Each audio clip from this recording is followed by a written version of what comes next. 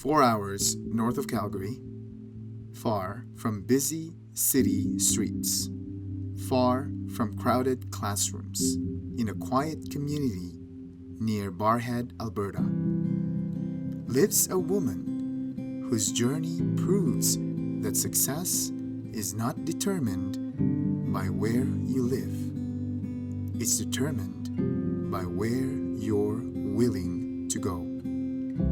Hi, my name is Diane. I'm a recent graduate from Heritage College. I took accounting and payroll administration diploma after a 13-year career in truck driving. I was always interested in operating heavy machinery, and my dad was a locomotive engineer, so a lot heavier than a truck and trailer. Right. It's long days. It's very long days, but I was putting in long days as a single mom anyway. And I was struggling down in Medicine Hat to find full-time work that would keep me employed more than, 3 days a week. You're working long days, you're lugging heavy equipment around, you're wearing steel-toed boots and all this gear all the time. And I was just like, what am I doing? Why am I doing this? This career has given me so much, but yet taken so much too. Like I lost time with friends, family, years with my kids, watching them grow up. I only got to see them 1 week every 2 weeks to catch up with them. So in 2013, I got into an accident. I was in a head-on in my truck. This pickup crossed the center line and drove right into me. And I had sustained some serious whiplash injuries and such. And over the years, staying in the driving seat, bouncing around on these back roads and stuff like that, it was starting to wear on the discs in my back. And so now, today, I have 4 slip discs in my back, which make it really uncomfortable to be sitting a long time. Like as a driver, I can't stand for long periods of time. I can't, do the heavy lifting that I used to be able to do because my back just won't take it.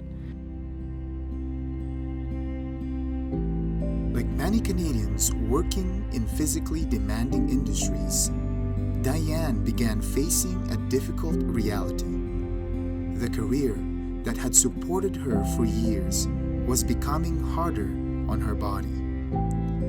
She knew something had to change, but change is never easy, especially when you live hundreds of kilometers away from a traditional classroom. Starting over can be intimidating. Questions begin to appear. Am I too old? Can I learn something completely new? How will I manage school while living out here? What if I fail? Living in rural Alberta, there isn't a lot of choices for colleges. I was looking at having to travel an hour and a half to go to college. That's the closest place that there is a college here. Most people imagine education happening in a classroom. For Diane, it happened right here, in her home office, on an acreage 4 hours away from campus. The whole point was to make this career change worth it, because not only was my partner deemed disabled, he cannot work,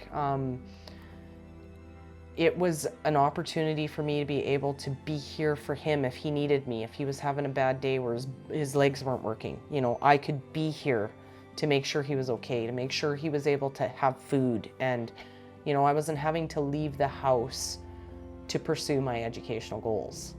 This journey to me personally gives me so much satisfaction, because there was a point where I thought, I don't know if I can do this. I don't know if I am capable of it. I don't know if I have the intelligence to do it.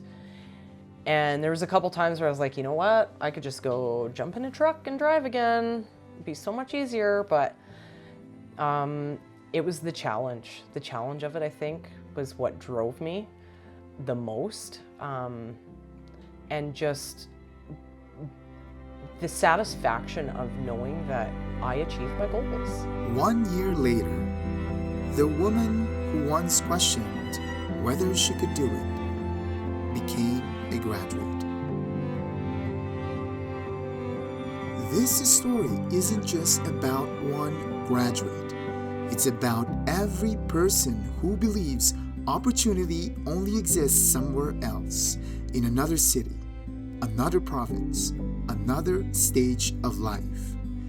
Diane's story reminds us that transformation doesn't require changing where you live. It begins the moment you decide to change where you're going.